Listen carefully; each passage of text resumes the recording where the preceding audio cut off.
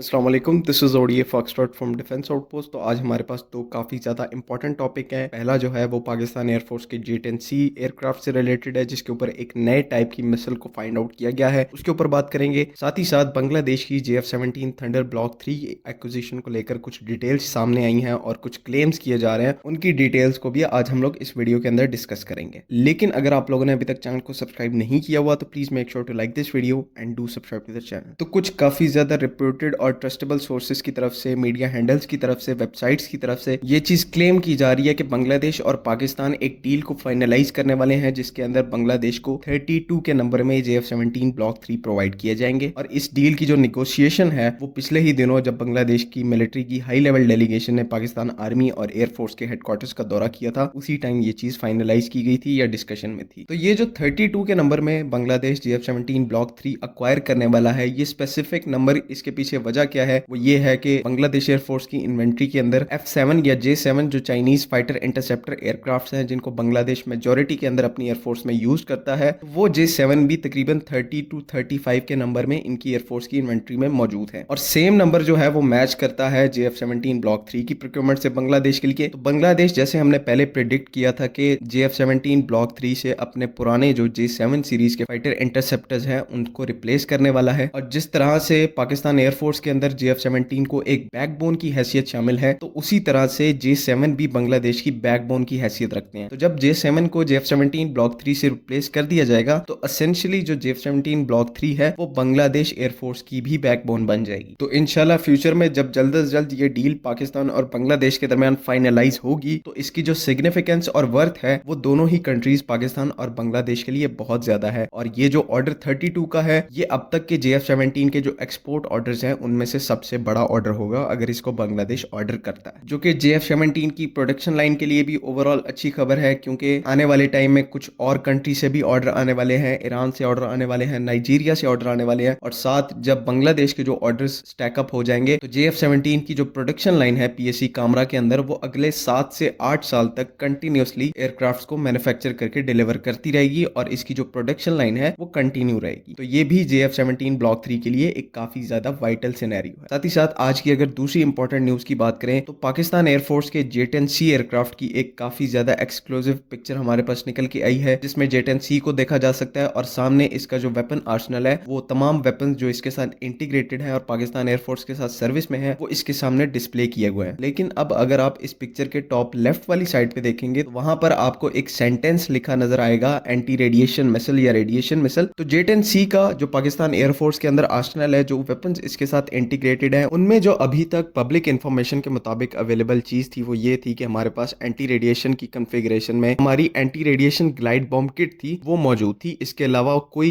Non anti radiation weapon J-10C के साथ Pakistan air force में इंटीग्रेटेड नहीं था। लेकिन अब ये जो पिक्चर आई है, इसमें anti radiation glide bomb kit या स्टैंड ऑफ वेपन की जगह जो है वो एंटी रेडिएशन मिसाइल को मेंशन किया गया है। और J-10C के साथ इस टाइम के ऊपर PL-10 और PL-15 मिसाइल्स के अलावा एक ही सिंगल मिसाइल यूज होता है, जो कि CM-400 AKG supersonic anti ship cruise missile है। यही एक सिंगल मिसाइल है जो कि at a time anti ship roles को भी परफॉर्म कर सकता है, और साथ ही साथ जैसे कि इस पिक्चर में मेंशन किया गया है, as a anti radiation missile भी ये परफॉर्म कर सकता है। तो इससे पहले सब लोग यही समझते थे कि जो CM-400 AKG मिसाइल है, इसका जो पाकिस्तान एयरफोर्स के अंदर यूज है या फिर पाकिस्तान नेवी के अंदर यूज है, वो सिर्फ एक as a supersonic anti ship cruise missile है। शिप टारगेट्स को या ओशन के अंदर जितने भी टारगेट्स हैं उनको स्ट्राइक करने के काम ये मिसाइल आता है और इसी तरह से इसको डिप्लॉय किया जाता है। लेकिन इस पर्टिकुलर मिसाइल की एक और भी कॉन्फ़िगरेशन है, जिसके बारे में पब्लिक में अभी तक हमारी साइड पे कोई न्यूज या इंफॉर्मेशन अवेलेबल नहीं थी, किसी को भी नहीं था पता। लेकिन ये पिक्चर आपके सामने है, इसके ऊपर एंटी रेडिएशन मिसाइल को मेंशन किया गया है। पाकिस्तान एयरफोर्स इतनी पागल नहीं है वो किसी भी anti radiation glide bomb kit को as a anti radiation missile mention कर दे। तो इसका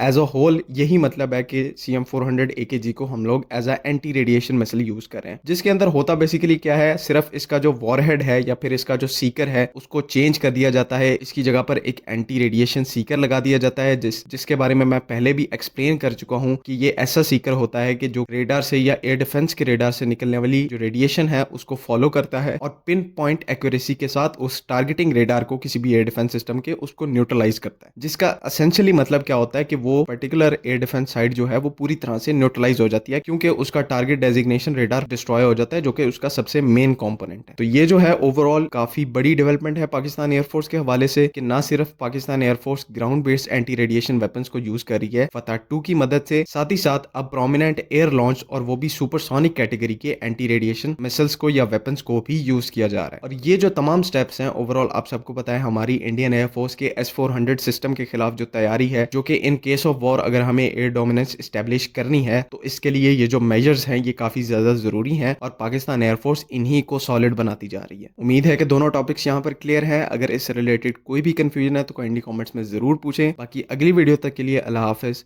पाकिस्तान जिंदाबाद।